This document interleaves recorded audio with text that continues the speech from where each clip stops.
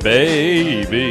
Hell yeah, you guys. How you doing? Good morning. It's Wednesday, January 14th, 2026. And yes, I don't care. I'm a 37-year-old, going to be 38-year-old man. I like Sugar Ray.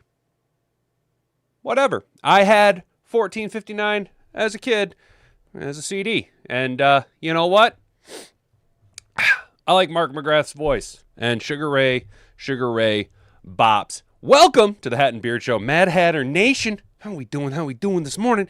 You guys, well, if you didn't see it, if you were Patrick starring at home, living under a rock, a little bit of a brain teaser there, you would have noticed that Mike Tomlin steps down as Steelers coach, ending a historic 19-year run and the coaching churn this year.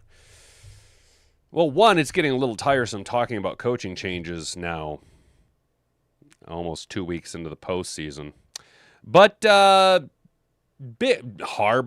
outsy, Tomlin, outsy. Kevin Stefanski, he get a outsy too. So the entire AFC North is a big changeover, unless your name is Zach Mediocre Taylor, in which you are accepted and it is encouraged to bring shame upon your family. Everywhere else in the AFC North, though, they say, not getting it done. Harbaugh and Stefanski fired. Tomlin, keyword here, steps down as Steelers coach, ending, again, a historic 19-year run. I think they've had, 3 coaches in the history of their franchise, 4 coaches, something like that. And, Mike Tomlin, I mean, I understand why some Pittsburgh fans might be irritated with almost a complacency with being just good enough to get to the dance, but not showing any championships outside of your first year. I can understand that, be it that I'm a Lions fan. We're over here speed running Pittsburgh Steelers frustrations, right? Steelers go 19 seasons with Tomlin never going under 500. Of course, only winning 1 championship, but perennial playoff team over here in the Motor City. Well, by golly, jeepers, gee willikers, gee whiz, we are 1 year removed from 2 consecutive playoff appearances, and people are already calling for Dan Campbell and Goff to be ousted. So, there is something to say about the Steelers Nation for the amount of time they put up with it. If you can look at the inverse of that, the inverse to Mike Tomlin of high water mediocrity, making the playoffs and being over 500, the inverse to that is Zach Taylor, where the Cincinnati Bengal is going to be very okay with mediocrity. Pittsburgh's like, no, you know what? We had been hearing rumblings about this for a few years, right? It almost felt like last year, the Russ Wilson, Justin Fields experience, maybe a little bit of a malicious shooting oneself in one's foot. And then you bring in DeKalen Metcalf and Aaron do Rodgers. Then you go, you know what? Give me that Arthur Smith offense. And oh, yeah, we are going to trade for Jonnu Smith, because Jonnu Smith and Arthur Smith, well, you can't have a right foot and not have a left foot, right? That ain't going to work. So Pittsburgh, it just feels like the outside of the defense, the offensive roster construction was goofy. The offensive coordinator position over the last few years has been goofy. Mike Tomlin, I'm not saying he lost his edge, but there was a lot more fire in a young Mike Tomlin than there is in a what we've seen the last couple of years, Mike Tomlin. My speculation is one of 2 things. I don't think he's going to be coaching next year. If I was Mike Tomlin, why not take a year off?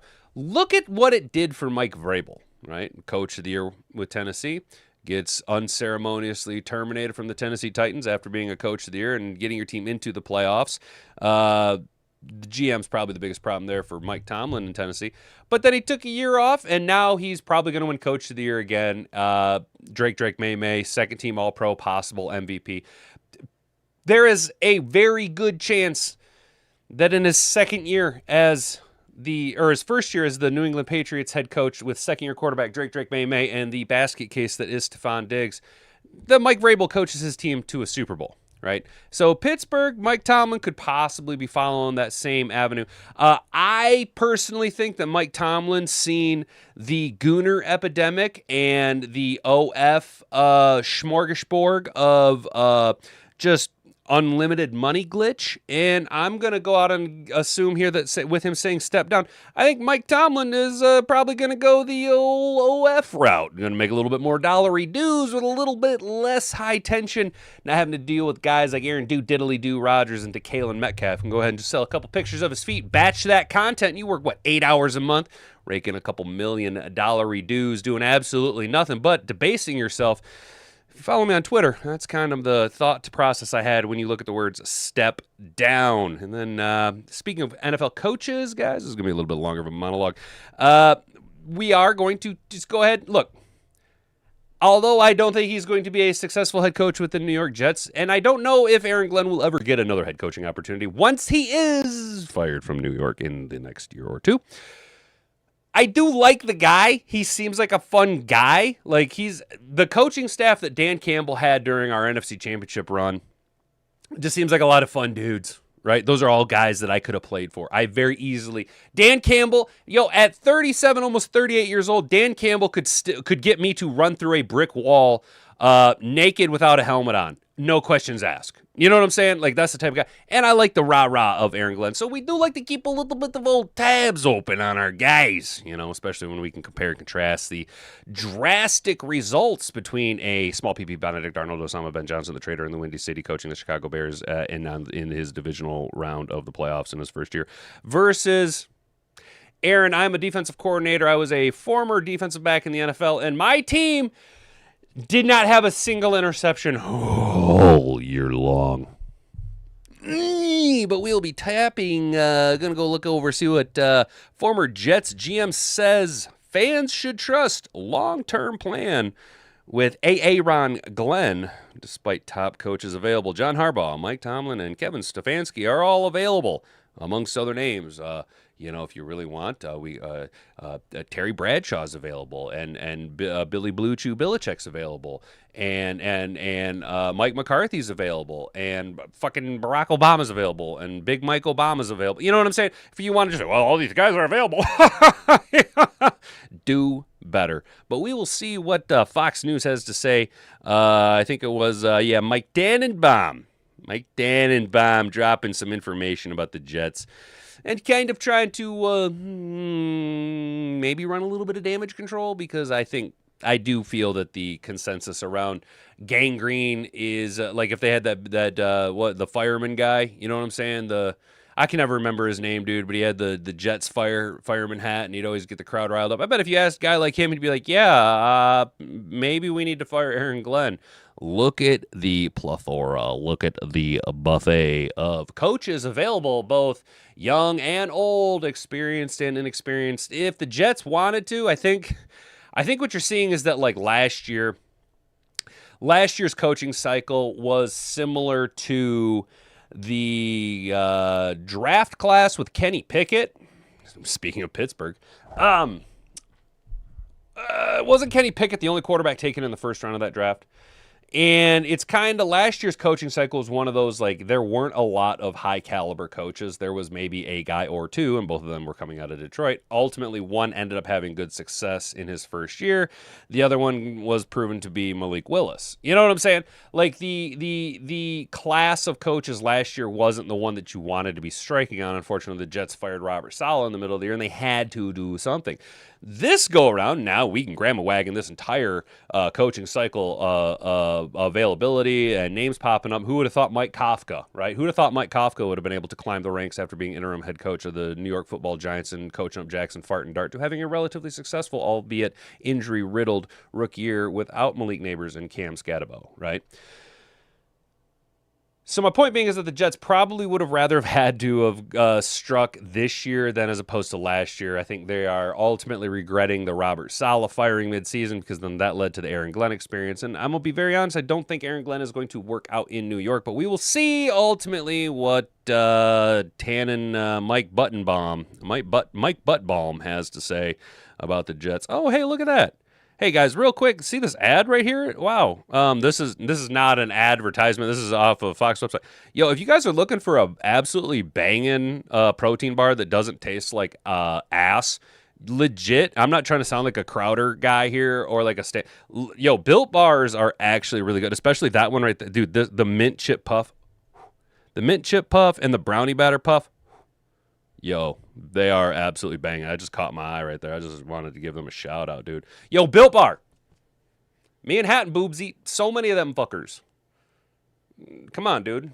Let's partner up, brah. Let's partner up, brah. And we're gonna kick it over to the 313. Oh, hello. What do we got here?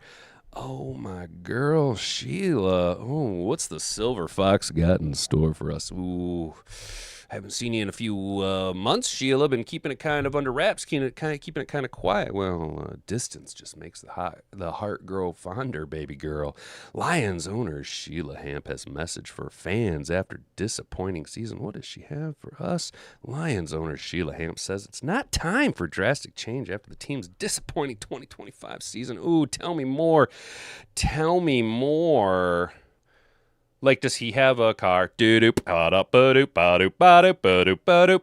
Ha-ha! Let's go. Yes, guys, I do know the majority of all of the tunes in Grease. In fact, if you really want to know full disclosure, for those of you guys who are lawn turf guys, bro, you're a Crowder guy. Hell yeah, James Ruff, that's awesome. I just happened to look down and see Crowder guy. Sounds like a Crowder. Yeah, no, not crowded. Crowder guy. Yeah. For all you turf guys out there, bro. Obviously, when you're done mowing your lawn, you're going to want to go ahead and hit a little lawn domination stripage along your neighbor's yard, right? And get a couple of hardline passes, get a good crease on that bad boy. You know what I'm saying? Shorter grass is always going to look just shorter, well-manicured grass is always going to look better than that raggedy-ass shit that your douchebag neighbor with his dull blades that just cuts it the same way every single time, who doesn't know what he's doing and mows once a week, who doesn't put any turf treatment down. You know the type. We're not that type. We're not that type here at Mad Hatter Nation. At Mad Hatter Nation, we lay heavy stripes. We change our pattern up. We go 2-1-2. We go 1-1-1. We cut diamonds right here at Mad Hatter Nation. We have a higher expectation of ourselves, right? So we all know that when we're done mowing the lawn, of course, we do a perimeter lap, right? We go ahead and hit a hard stripe around our perimeter. I have it absolutely mapped out perfectly that if I start in one specific corner of the yard when I'm doing my victory lap, my hardline stripes, dude, back and forth, 1-2, bang, bang, I can hit the whole perimeter, bang, bang, with 2 stripes in the amount of time it takes me to listen to Frankie Valli's Grease. Grease is the word. It's got groove. It's got meaning. Speaking of meaning, guys, obviously we needed somebody to step up this year at the center position. And Graham Glass Cow was obviously not it. Though admirably, tip of the hat with a little bit of the wag of the finger to Graham Glass Cow. Yes, it wasn't pretty, and it wasn't. I don't even want to say that it was good at times. It was very rough. It was not okay. But by golly, at least he went out there. At least he was out there doing the dang thing. You know what I mean? At least he tried. And if he was the better option than what we could have had with Tater Ratledge, I'd rather save the psych profile of Tater Ratledge and have him have a relatively successful season at right guard before forcing him into the center position. But a big and hairy with a crack in the back with a little bit of red fuzz on it. 3 centers the Detroit Lions could realistically trade for and what they would cost. Brad Holmes is looking to trade for the Lions' next center. Here's what he can get. Now, they're not flashy names. To keep with the through line, there is a guy, though. There is a guy. There is one guy on this list that I'm like, right there. We should have gotten him in the draft. And I think that we actually have the draft capital. What the fuck was that? Hang on one second. What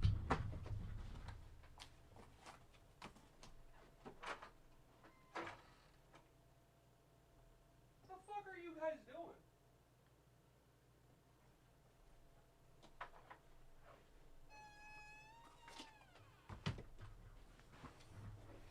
That was fucking weird. Sounded like someone's trying to kick in the damn door, yo. That's fucking weird. So there is a guy, right? A younger interior offensive line that I was really high on him coming out of college, bro.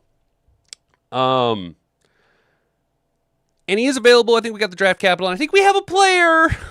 I think we have a player that we could trade away that would fit what they do over in this team. There is a familiarity with him. We will discuss. I think when I drop the name, you guys are going to go, oh, yeah. I remember that guy. Yo. So we'll see. We'll discuss. If you guys haven't already, could you do me a rock solid favor? Could you subscribe to the channel if you're new here? Ring that notification bell so you can be notified every single time we go live Monday through Friday, 10 a.m. to 11 a.m. right here at youtube.com. As well as, boys and girls, you will be notified when we hit that 4 p.m. upload. I want to give a big shout out to all you guys. Excuse me. Had a compared to our last week's foray into the 4 p.m. upload, you guys crushed it. You guys crushed it yesterday on my 4 p.m. upload. Yeah, I know it doesn't sound impressive, like 70 views. But our CTR was at almost 7%. Okay. Our view retention was over 9 minutes. Okay. And you guys, at last time I seen, we were hitting at like 52,000 hype points. So thanks, y'all, for real. Like, I don't want that to sound sarcastic. No, thank you. That's absolutely awesome. I am genuinely appreciative of y'all tuning in and doing what you can. It's y'all doing the heavy lifting like you're about to do right now. You're about to copy you're going to hit share and you're going to copy it on your clipboard like 2, 3, 4, 5, 20 times. Each single time you do it, it counts as a share. It's because of viewers like you doing the heavy lifting that gets this up and out and into the algorithmic atmosphere. If you want to partake in the Mad Hatter Nation chat, of course, you have to be subscribed to the channel for a duration of at least 1 minute before you can say anything. But Mad Hatter Nation wants to know where you're at and why you're not enjoying the show and partaking with all of the scallywags down there in Mad Hatter Nation. Like this video. Now that I've hit a almost 17-minute long monologue, let's go ahead and jump into the show. If you can say the word good, guess what? It means you're still alive. It means you're still breathing. And if you're still breathing, well, then hell, you still got some fight left in you. So get up, dust off, reload, recalibrate, re-engage, and go out on the attack.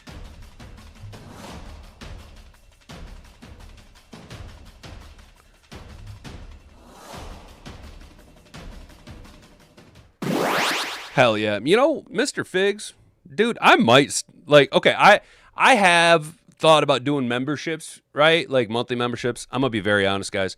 I have a hard time, like promoting super chats or wanting to do memberships because I kind of feel like it's e-begging. You know what I'm saying? And not to like sound like a parasocial relationship. Sometimes I don't feel like it feels weird, like taking money from you guys. Does that make sense? But I have thought about like doing a monthly membership. And if we were to do the membership stuff, I don't really see an avenue, at least initially, where it's going to be a real high financial barrier to entry. I'm talking like real low. But one of the tiers that I thought about doing, and Jack, I think you remember me talking about this a little bit, dude. Yes, erection begging. Yes, James. I'm begging for my dick to get erect because please, boner, work. I had thought about doing like a certain tier where once a month I would go and with that money buy ammunition, and then we could go and have like a membership only like range day live stream, because I do have access to kind of like a more private range where we could kind of maybe do something like that. But again, YouTube doesn't really like that too much, and it would have to be behind the membership wall, because doing that type of content on this channel would tank my algorithm. You know what I'm saying? Beard for boners, hell yeah, dude. But I have thought about that. Now, if you guys want to dive right into it, if you guys really want to talk about talk about gun tubes, I damn it, my camera's doing that thing again. I am looking to, maybe once a year I tend to kind of start shopping around for a new something, new EDC, new something to play with, and I'll be real legit, guys. That Daria, you guys remember when I picked up that Daria DY9 last year for like under $300? That same motherfucker is going for almost $600 now retail, dude. So I was way out ahead of the curve on that DY9. The thing about that DY9 that I don't like is it's basically a Gen 5 Glock 19 clone. Where the slide release is at, I tend to put my thumb on a little bit when I'm shooting it. So I have this bad habit of the slide not locking back after I dump a mag. And admittedly, with it being a full frame pistol, even though it's not a full size pistol, it is a little bit more complicated to conceal. I did just pick up from Vanish their dry fire targeting system that came with a bunch of bonus gifts, including the Vanish belly band holster. So we're going to try that out. The problem is that with that essentially a Glock 19, it's a little blocky to hold in a belly band and to conceal IWB. So I'm actually more of I am a huge advocate for open carry. I think that if the United States was to fully embrace constitutional open carry, society would be infinitely better and more polite. A well-armed society is a polite society. But I am unfortunately forced to hold back my Second Amendment right, and I have to conceal my weapons carrying.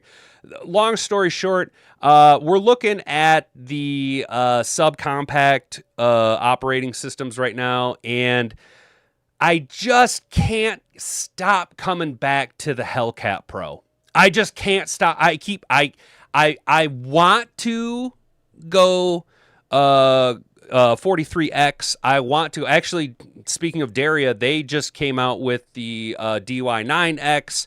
Unfortunately, the DY9 is manufactured in Jacksonville, Florida. The DY9X is manufactured in Turkey. Now, I know that sounds kind of weird because I'm then going, well, I also like Springfield. I'm about to get a Hellcat. Springfield has more brand recognition, more of a history of higher rep in the business, in the industry. Although Daria is new, and by all accounts, all the forums I've seen, they are really good at customer service. I'm looking more at right now. Actually, I can get it through Sportsman's, even though it is tan. I really don't care about the color of my firearm. My DY9 is green and black, right? But I did find they got a Hellcat package through Sportsman. It is tan, but it comes with 4 17 and round magazines, which is a little bit more than the standard issue magazines. But it comes with the G-Force red dot already on it.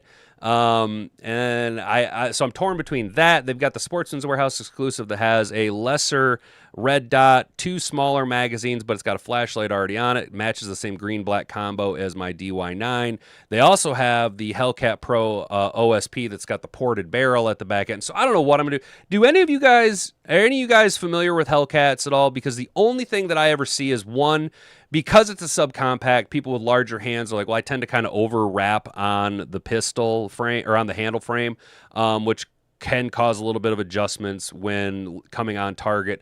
And 2, everybody says that it's snappy, but dude, it's 3.7 inch long barrel with a 6.5 inch overall slide length.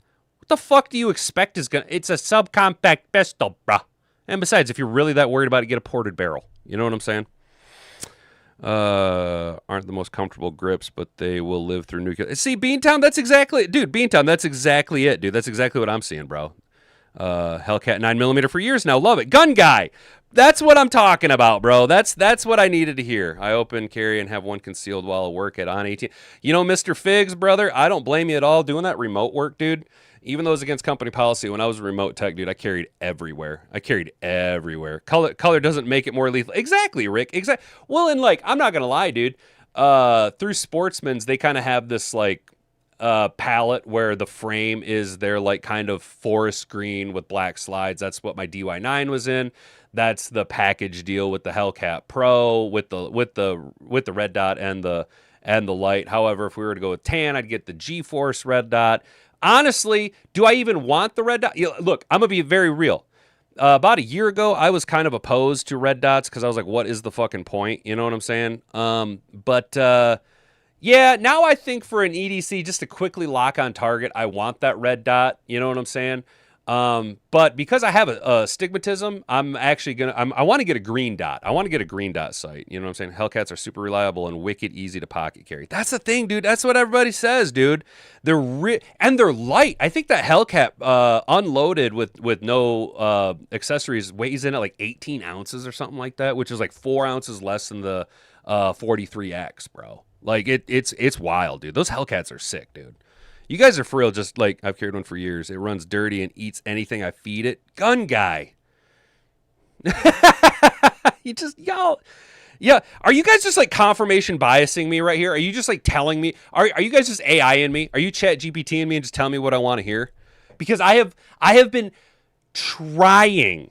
I have been trying to convince myself to get off the Hellcat. I have been trying so hard. Now, I know my boy Ryan Allen, shout out Ryan Allen if he's in the chat or watching later. I know he's going to be like, dude, you got to go with the SIG P365. I know he's going to say P365.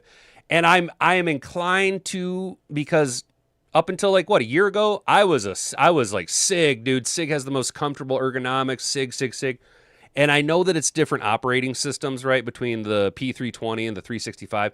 I can't get past the drop fire issues. I cannot get past the drop fire issues. Yeah, James Ref, I believe, if I'm not mistaken, Hickok 45 weighed his Hellcat, and he was like, yeah, the specs say online that it's 20 ounces, but I think Hickok weighed his in at 18 ounces. Now, this was stripped down. There was no ammo, no magazine, no optics, no nothing. It was just bare bones Hellcat Pro. Shield 2.0 Performance Center for a Hellcat, and I regret nothing. Beantown, god damn it, bro. What's up, Bobby Stark? How you doing, bro? I have the OG Hellcat, and I like it, though it's snappy even more than my Glock 43X, and they're about the same size. Yeah, and so Bobby, that's where I'm down to. Is I was between the Shield 2.0, shout out Beantown, the 43X, or the Daria DY9X, which is the same thing, and the Hellcat Pro. Damn it, camera! And the Hellcat Pro. But we are just like full on chat and bearding today, guys. This is going to be just a chat and beard show. And I just keep coming back to that Hellcat Pro, dude. And you guys are just like, yeah, no, years. Confirmation bias. And the thing is, dude, is all of the things you guys are saying about the Hellcat Pro are all of the things that everyone else, all of the like fucking gun tubers and all of the two that I respect the most on YouTube, if you guys want to check them out, is Classic Firearms. I did kind of like it before Kaya and Jason were the hosts, but Kaya and Jason are okay. Kaya's way too much of a Hellcat stan, so it's hard to take his opinion seriously. But they did have some girl on a few months ago that even she was like, yeah. And I know that Jason hates the Hellcat. I knew that he wasn't going to support the Hellcat. But also, and the other guy, he's a big Shield dude, but Honest Outlaw was like, yeah, dude, makes the stream better. Hey, dude, thanks, man. The fucking camera makes the stream better. Thanks, man. Well, James, the problem is that it recognizes my hand motion. See how so I activated the camera by doing this, and now I can like, come on, zoom in, bitch. There we go. See?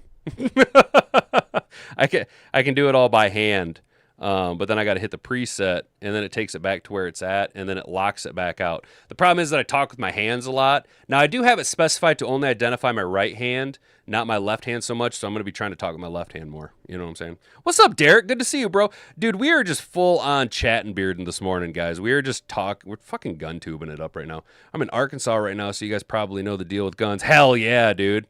Hell, trust the Hellcat with my life. Haven't given me a reason to doubt it. No, you fucking guys, dude. Way too light for an EDC gun. Yeah, dude, that's what I was seeing too. People were talking about that. Does your camera? It might, dude. It might, James. Check me out. Hat and meat. All right, guys. So Mike Tomlin got fired. We know that, or not fired. Mike Tomlin stepped down. This organization has been a huge part of my life for many years, and it has been for an absolute honor. I almost said an absolute horror. It's been an absolute horror to lead this team. Well, the past 2 years, a little bit of a Freudian slip there. If I was Mike Tomlin, it's been an absolute horror to lead this team. I am deeply grateful to Art Rooney II and late Ambassador Rooney for their trust and support. I am also thankful for the players who gave everything they had every day, and the coaches and staff whose commitment and dedication made this journey so meaningful. Shout out, though, if you think about it, Mike Tomlin's gotten to coach. I know he's still playing. Does TJ Watt make it to the Hall of Fame? Is TJ Watt a Hall of Famer? Is Troy Polamalu in, or is he going to be a Hall of Famer? Does Ben Roethlisberger make it to the Hall of Fame? You know what I'm saying? My point being is that Tomlin has been able to coach all of these Hall of Fame players, right? Which is very rare. Very rare that coaches have this long of a coaching career. Even rarer that they have it with one organization, right? And not only that, he never had a losing season with the organization. Now, you can speculate about NFL narrative, the Rooney Rule, Pittsburgh, Mike Tomlin, the NFL is an entertainment industry. I understand all of those arguments, but if we're going to just take the NFL on its image of meritocracy, surface level, it's very impressive. 19 years, never losing season. Hard to beat that. I also want to thank Steelers Nation. Your passion, loyalty, and high expectations represent what makes this franchise truly special. Coaching in Pittsburgh is unlike anywhere else, and I always take great pride in having been a steward for this team. Pardon me. Tomlin has 2 years remaining on his contract, informed Steelers players of his decision to walk away at their 2 p.m. Eastern meeting on Tuesday, one day after Pittsburgh was eliminated from the playoffs with a real close contest, 30-6 trouncing by the Houston Texans. Tomlin leaves Pittsburgh with the unprecedented accomplishment of never having a losing season in nearly 2 decades at the helm of the franchise. He clinched his 200th career NFL victory in Week 16 against the Detroit Lions and tied Chuck Noll for 9th with 193 regular season wins in a Week 18 victory against the Baltimore Ravens that clinched the NFC North title. With Tomlin's departure, the Steelers will begin a search for their 4th head coach since 1969. Very nice.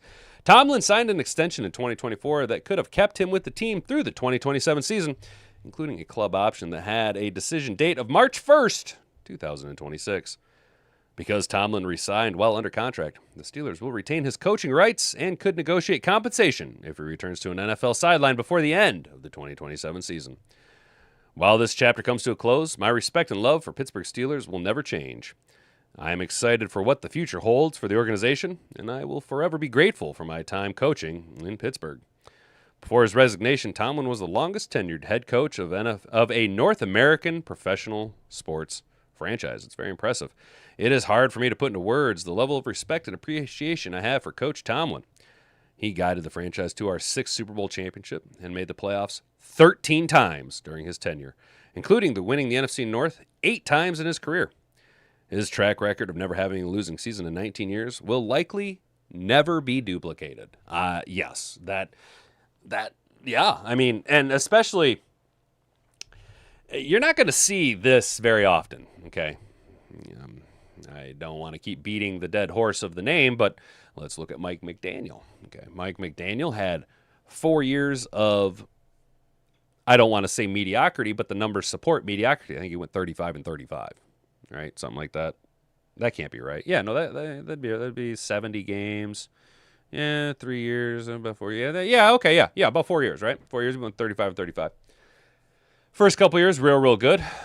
Last couple years, not so great, right? And then Miami, because of the nature of the beast, because, as we pointed out in the monologue, this ever-winding monologue of the show, there is a plethora of coaches available, and this is going to start to be the trend because we are following hot, young defensive coordinators, Calvin Shepard, but mostly offensive coordinators, Mike Kafka, Mike McDaniel, David Blau getting ascension into absolutely the head coaching potentiality ranks. My point being is that the timeline for coaches to turn around is condensed. We used to see quarterbacks and first-round pick coaches and first-round pick quarterbacks,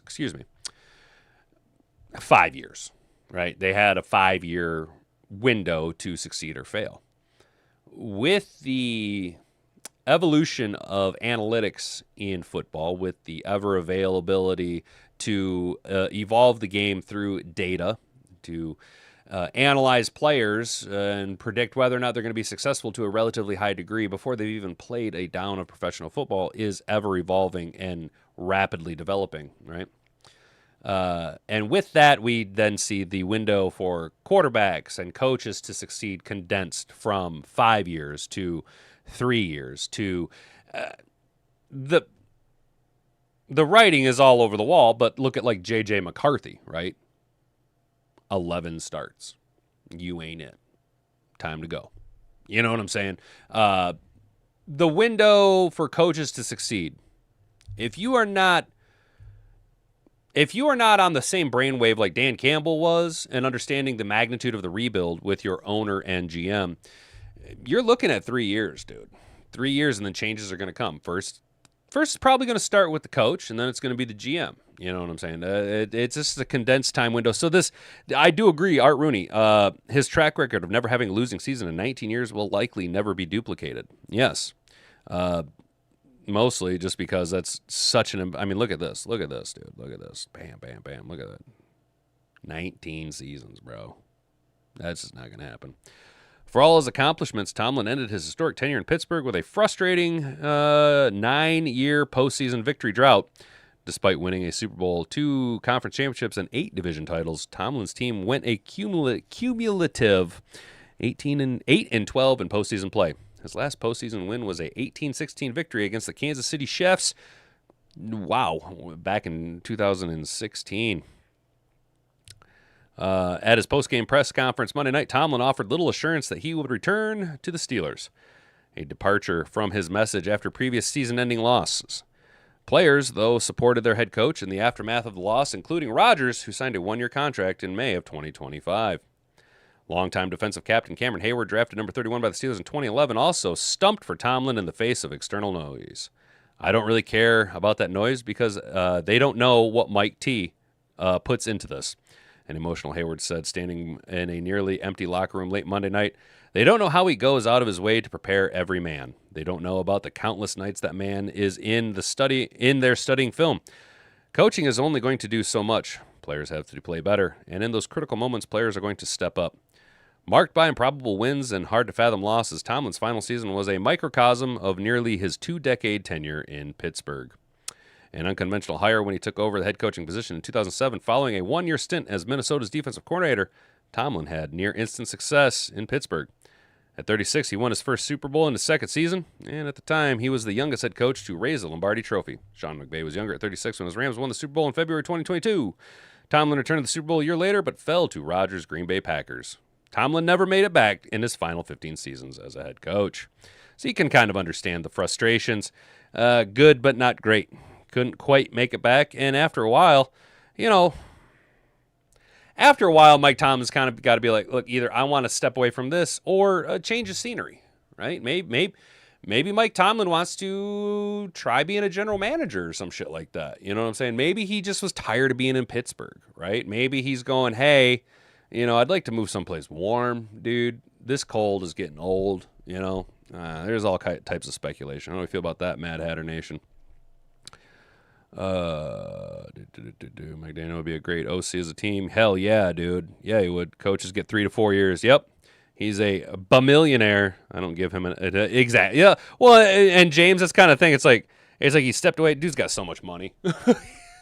Bro's got so much money. We're running way late today, guys. Gonna have to bail on Aaron Glenn. That's just kind of a filler material.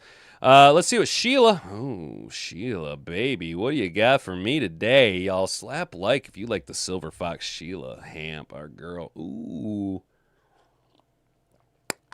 Good old Sheila Hamp. She's got a message for season ticket holders sent out Tuesday morning. What you got for me, baby girl? I want to start by thanking you all for your commitment to our team and the support you showed throughout the season. I'm always blown away by the energy you create inside Ford Field and the advantage you give our team every time we run out of the tunnel. I also want to acknowledge that our results on the field this season were not what any of us envisioned, and frankly, we're not good enough. Nice. Okay. While we do not believe it is a time for drastic change, this is an opportunity for us to refocus, evolve, and move forward. Almost like you need to get up, dust off, recalibrate, reload, re-engage, and go out on the attack. Ah, Sheila, you watch my chat. Unofficially. We don't know, but we know. She told me in a dream. Sheila is part of Mad Hatter Nation, guys. This confirms it. Sheila's part of Mad Hatter Nation, guys. We can confirm. Sheila is part of Mad Hatter Nation. Shout out Sheila Hamp being part of Mad Hatter Nation. I am proud of the roster we have built and the 36 wins we have accumulated over the last 3 seasons. That success doesn't happen by accident, but it also does not guarantee future successes. It is incumbent upon us to continue growing toward our ultimate goal of bringing a championship to all of you and the city of Detroit. I can assure you we are committed to looking at everything we do to ensure we are performing at the highest level. Through conversations with Rod, Brad, and Dan, we are all aligned with this thinking and have already started meetings to address how we move forward. We are excited for what 2026 will bring and some of the new elements we will introduce to all of you, our most loyal fans. Thank you again for your commitment. I do like this line right here. I also want to acknowledge that our results on the field this season were not what any of us envisioned, and frankly, were not good enough. This is why the culture in Detroit has changed. We can say it's Dan Campbell and the grit. We can say it's Brad Holmes and his big Yakubian brain, right? The reality is it all shifted when Sheila took over. Sheila has different expectations than what we have ever seen before by a person in the position of owner of the Detroit Lions. And it's been evident since day one. The big move, the changeover, the gutting, right? Brass, coaching staff, bringing in Brad. To whether you liked it or not, the trade of Matt Stafford to bring in Jared Goff. Culture shift starts with Sheila. Right there. Our results on the field this season were not what any of us envisioned. And frankly, were not good enough. We had a winning season. This tells me that the ownership's mentality is not that of the Cincinnati Bengals. It is that of a championship contender. She is hungry. She is focused. She has one goal. I don't have to manage the brand. I don't have to manage another company. I don't have to worry about stocks and shareholders and international trade negotiations. I have to worry about the Detroit Lions. And frankly, what I seen on the field this year was not good enough. That's what I like to see, baby girl. Sheila. Sheila. I can only get so excited over you, baby. I actually give Sheila a lot of credit. She admitted in the first ever press conference that she doesn't know football, but would hire the best possible people to get the job done, and she delivered. Hell yeah, Beantown, dude. Hell yeah, dude. And that's the thing. Okay. This is where people are like, oh, Elon Musk is so brilliant. He's building rocket ships. He wants to go to Mars. He did this, that, and the other thing. He's so smart. And to a point, yes, Elon Musk is very, very smart. He's an intelligent person. However, his intelligence isn't just in one field. His intelligence is understanding what he knows and what he doesn't know, and identifying people who actually know what they're doing and putting them into positions to succeed. Sheila comes in and says, I don't know ball. But he does. And he does. And he does. I'm going to hire you. I'm going to hire you. And I'm going to hire you. Tell me what we need to do. Tell me what we need to do. Here's my checkbook. And that's what she did. She isn't necessarily... Oh, shit the bed, Fred. She isn't necessarily a football person. Think of her as an investor. You know what I'm saying? She might be the owner of the group, but she's perfect Zoom for the moment. Yeah, dude, name me one other owner that would be that humble. Exactly. The camera working great again. I didn't do that. I had no idea. Detroit Lions, the first person I'd call would be Chris Spielman. She must have heard me. Rick, and that's the kind of the thing, dude. It's like, Sheila's like, I don't know ball, but do you almost get the vibe that she's like, but I'm of the people? I hear what the people are saying. And that's what I mean, where she only has to focus on the Detroit Lions. She doesn't have to focus on the Ford Motor Company. She doesn't have to worry about negotiating union deals. She has to worry about the Detroit Lions. And whether that is she knows ball or she can identify talented people to put into positions of succeed, it has worked out. It has worked out. It has worked out wonderfully. We are in the golden era of Detroit Lions football. We should all be very grateful, although I do agree with her, and we all agree with her, that this season we're not what any of us envisioned, and frankly, we're not good enough. We do agree with her because we are in the golden age of Detroit Lions football. We are learning what it means to be a real winning franchise. It was epic camera work. Well, James, I appreciate it. The thing is only you guys watching are get to enjoy it, because with that long ass monologue followed up by us talking about Hellcats for like 15 minutes, nobody's gonna watch this on replay. So I'm glad we all got to see that as it happened, dude. All right, guys, we got about 14 minutes left, and we got to get up out of here. Let's talk. Let's shift gears. Stop talking about coaches and front office moves. Let's talk about players, right? Players are what we like. We like talking players. We like football. We like the ball that you play with your foot, right? You're the football. Play American football. Have you guys ever seen a Japanese football though? Ain't gonna lie, them boys play pretty hard. That Japanese football, them boys play pretty hard, dude. Maybe the move aside from this channel. Yo, shout out Mr. Figs. Actually, I do have a Rumble channel. And the bitch of it is I used to dual upload, but YouTube stopped. You used to be able to dual upload from YouTube to Rumble at the same time, and you could just transfer your whole library over. You can't do that anymore. They don't let you do that anymore, and it sucks. So that's why I don't upload to Rumble, because they don't have the carryover library. Or if they do, I haven't checked it. Shit. But yeah, dude, Mr. Figs, I have thought about. Here's the thing, man. Here's the thing, dude. I don't know enough about guns to be a gun tuber. Does that make sense? Like, I'm a really good shot. I used to shoot competitively when I was younger. I'm a pretty good shot, and most things I can pick up and handle with pretty good, accuracy right off the rip.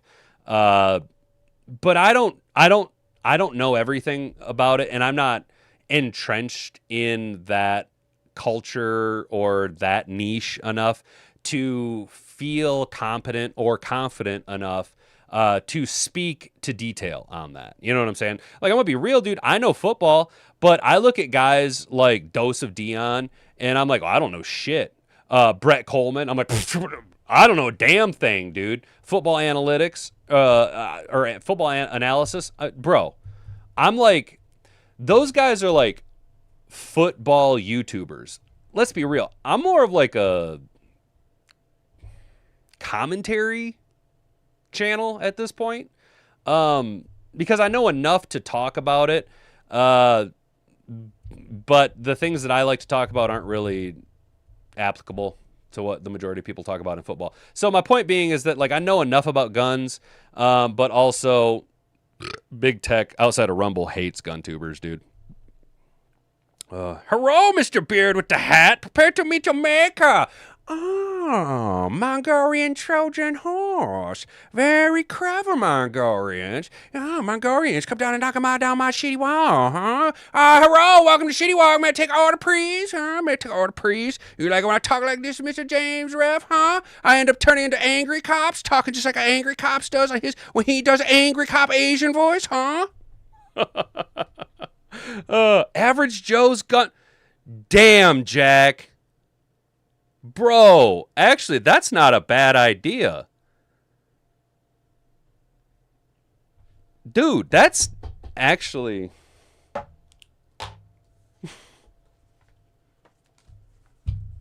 Bro, that's actually a really good idea. Hurrah. I'm just going to write that down because that's a really good idea.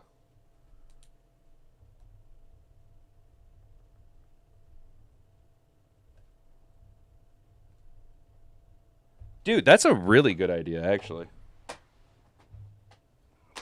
That's really clever. I like it very much, please. Oh, thank you. Oh, yeah, you're liking the South Park reference? Oh, welcome to Shitty Walk, man. Take an order, please. You want a shitty chicken, huh? Thank you, American Boxer. Thank you, American Boxer. He says I speak with more intelligence than most of the commentaries. Please.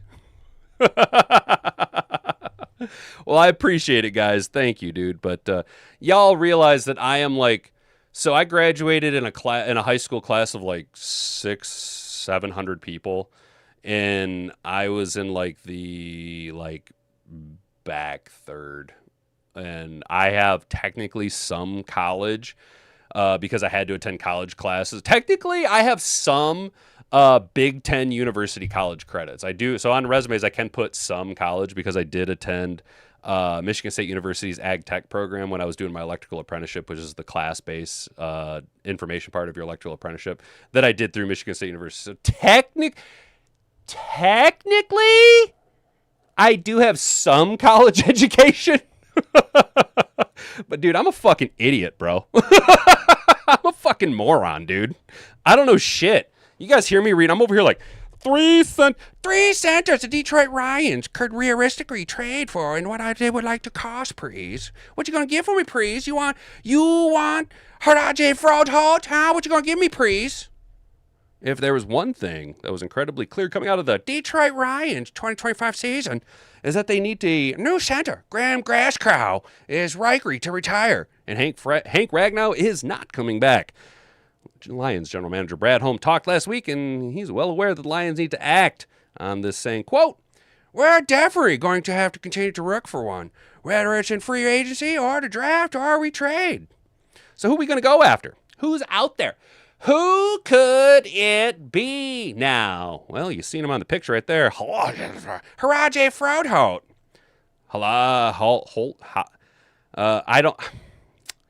I am not versed enough in German to be able to read that.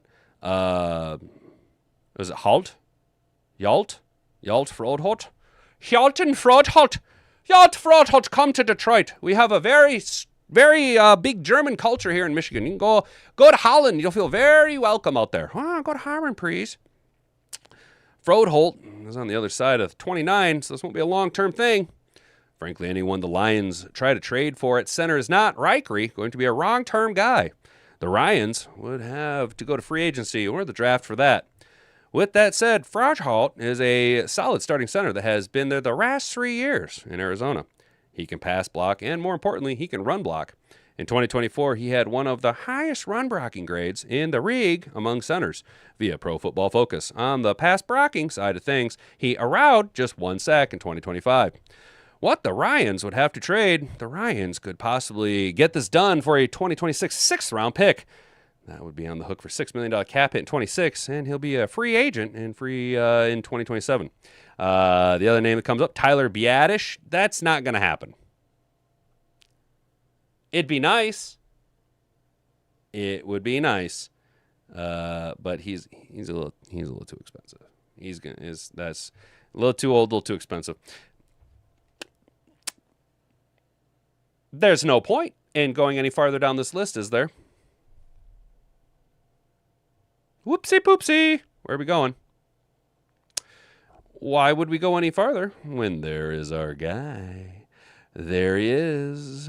Jet Center Joe Tippmann.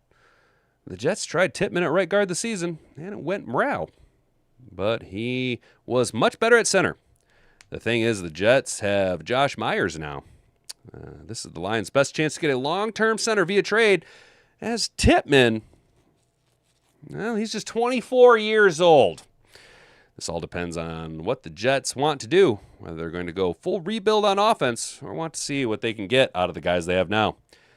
Detroit would have to give up at least their 4th-round pick in this year's draft to get it done. The Jets are taking a risk by letting this young player, whom they took in the second round of 23, go. They will want something to ease the concern. I love Joe Tippmann. I think this is the guy. If you're going to trade, if you can't get your guys on Jackson Powers Johnson,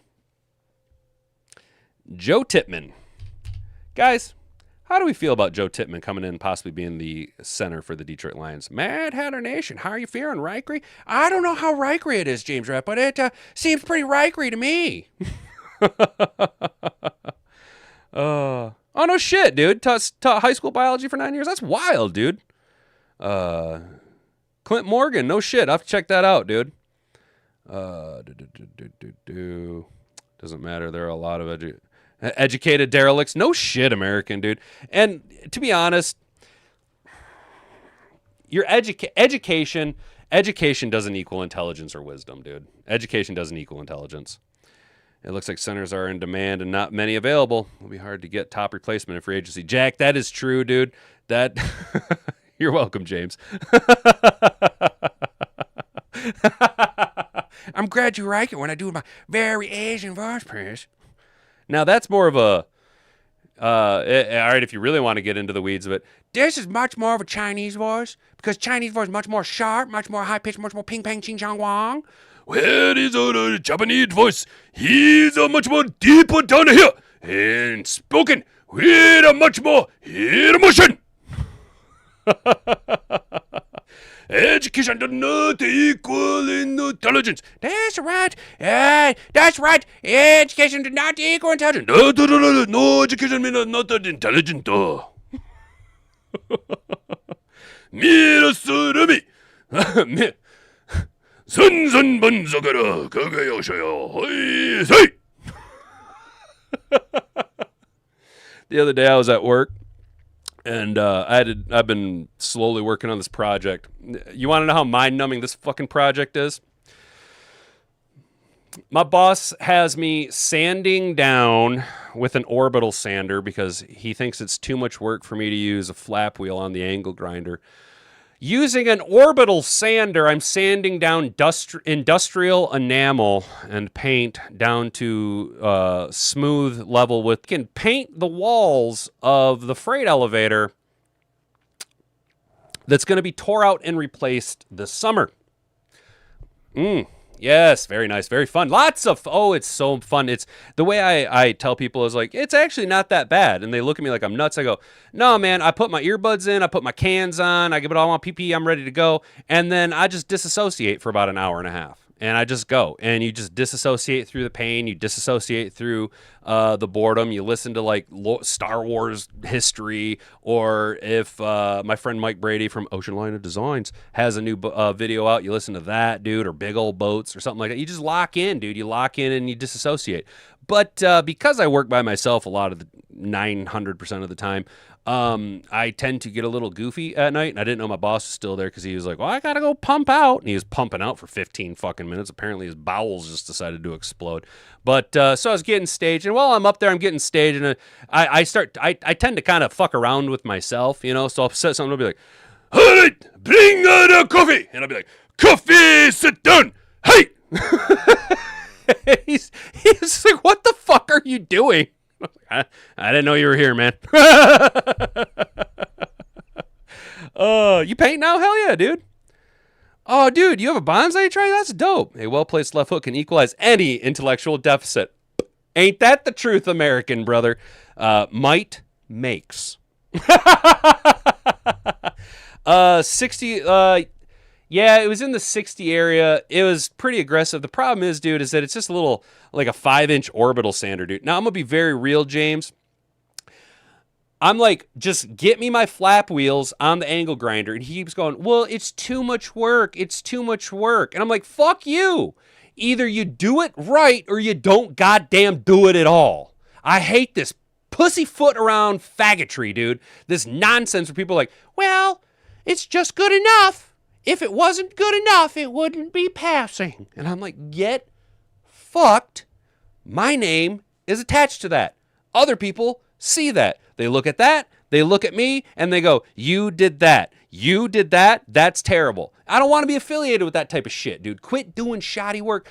Have higher fucking standards, for the love of God. If we all held ourselves to a cunt higher standard, by the end of the day, we'd have a whole fucking bush. You know what I'm saying, bro? It's, yeah, let's do better. You need to bring more honor to your family. It's good enough for the government. And James, unfortunately, bro, the company that I work for, we are moving out of the public sector and into the private sector. So for 3 decades, it has been literally government work, looks good from my house. You know what I mean? That type of shit. And it's just, it's these fuckers that have been there for 3 decades ensconced in government work who's always had the taxpayer to bail them out, so they never had to turn a fucking profit. Brother, we are still running CFLs in 95% of our lighting fixtures in the building. Because, quote, well, it's a lot of money to buy LEDs and cut them over. So we're just going to keep spending more money on the back end. And I'm like, do you fucking hear yourself? Do you fucking hear yourself? You fucking idiots, dude. Bro. I hate shoddy motherfucker. Dude, I hate them too, bro. I can't stand it's and this is where I get pissed off, bro. This is where I get pissed off. And we'll end on this. I hate shoddy work because I am a very lazy person. Okay, I am incredibly lazy. I take my doing nothing very seriously, right? I like doing nothing. And what drives me nuts is that, like, I watch these motherfuckers who beat their chest talking about how, I'm such a hard worker. It's like, yeah, but you didn't even do it right the goddamn first time. I might be lazy, but I'll fucking do it right the first time because I don't want to fucking come back and do it the second time, numbnuts. Like, man, bro. Ugh. Old asses that just wanted to get out by and exactly. They didn't want to do, bro. James, dude, legit, we actually had a rule up until the new company took over, dude. Literally, we had a rule. We weren't allowed to change any vacuum breakers or water closets or bushings or gaskets on any type of water fixture without at least over tightening it 3 times. That was the rule. Like, you weren't allowed to replace a vacuum breaker unless you had completely destroyed the rubber seal around it by just over torquing everything down. That was their rule of thumb, dude. That was literally their rule of thumb. I have been 2 weeks now in one of our public facing bathrooms that is a heavy use men's restroom that has a urinal that still needs a water closet and a vacuum breaker because I said, hey, I need 2 water closets for a urinal and vacuum breakers, and we had 1 water closet and 1 vacuum breaker. I've requested these parts for a fucking week and a half now, and they're still just,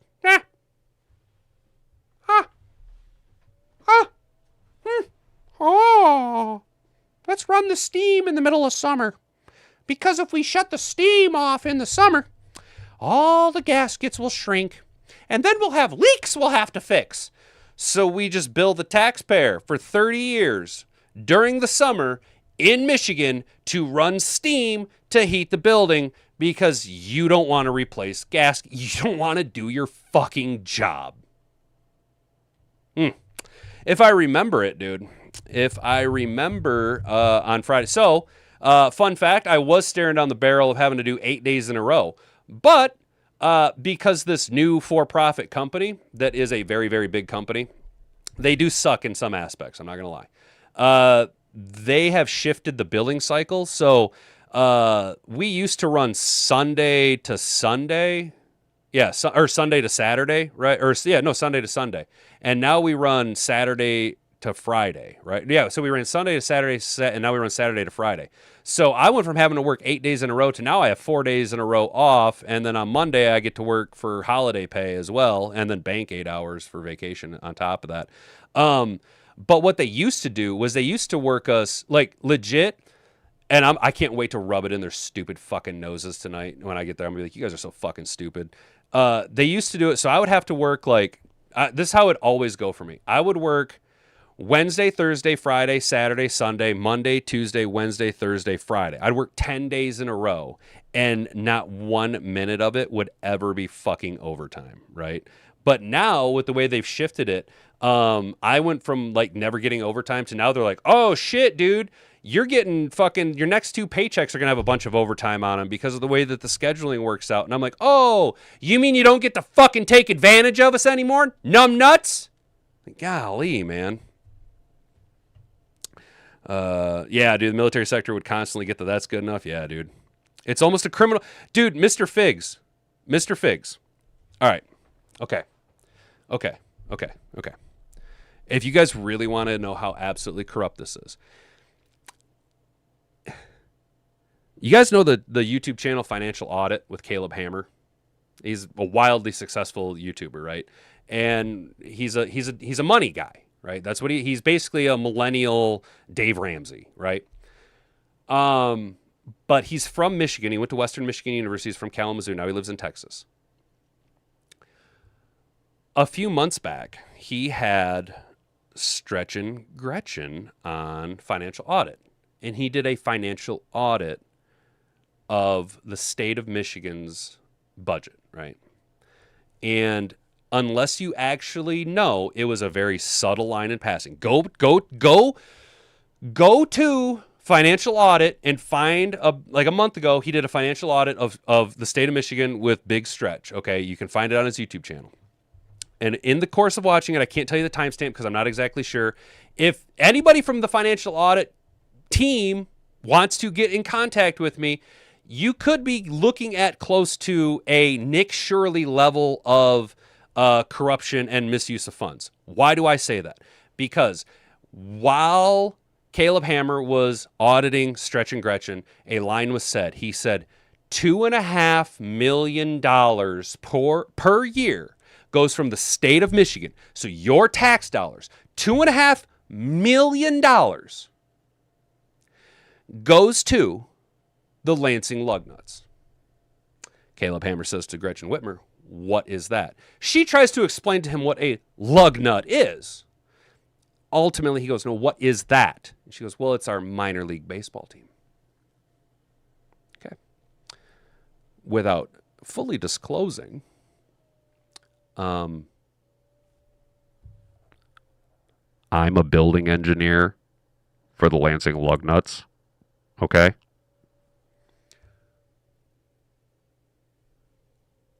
I know. Damn it, I did it again. I know that our maintenance budget for that facility annually is $50,000 a year. That's capital repairs, that's turf, that's paint, that's air handlers, that's light bulbs, that's everything. That's buying the glycol that we pour into the toilets when we winterize them, right? That is everything.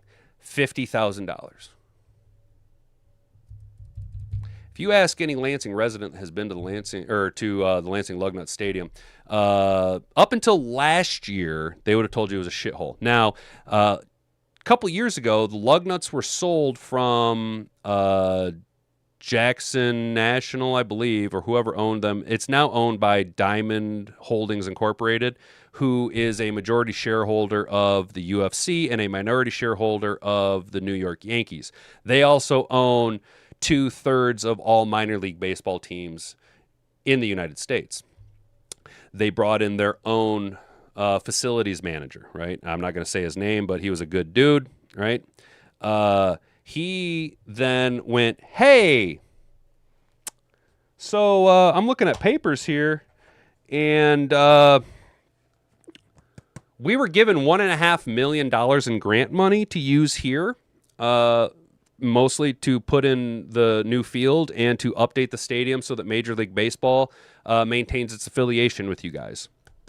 Where's that $1.5 million? And about 2 weeks after he asked that question, he was fired.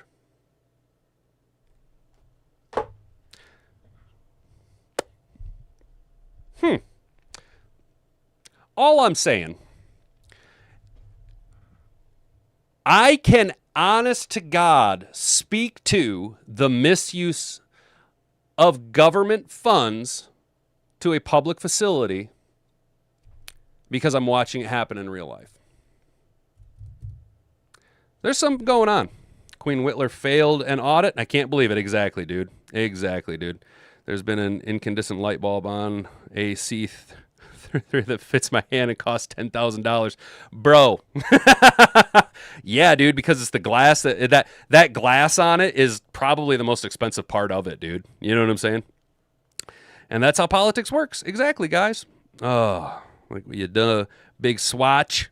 Is that correct? Exactly. Yeah, dude. Yeah, bro. It's just shitty. And oops. Apparently, I kept hitting my downward button. That's why I kept sinking the whole show. Careful what I say. I don't fucking care, dude. Bro, I don't care. What are they going to do? Send a bunch of fucking Somalians after me? I don't give a shit, bro. Fuck them. They can go kick rocks and flip-flops, dude. Bro, the former CEO that we had, who was still collecting a severance package, the two cats I have up here, Bjorn and Ivor, they were 2 of 4 kittens that me and this other dude, James, found. And we found them downstairs in the parking garage, and like, because there's a caged-in area where a lot of animals get in. Dude, the former CEO, that bitch, she straight up wanted to kill him, dude. She just straight up said, well, we can't call animal control. I'm tired of them being in there. Can we just kill him? Why don't we just put something down there that can kill him? She just straight up wanted to kill him, dude. Like, that's fucked, bro. That's just fucked, man. But I don't know, man. It's just, it's weird. It is weird.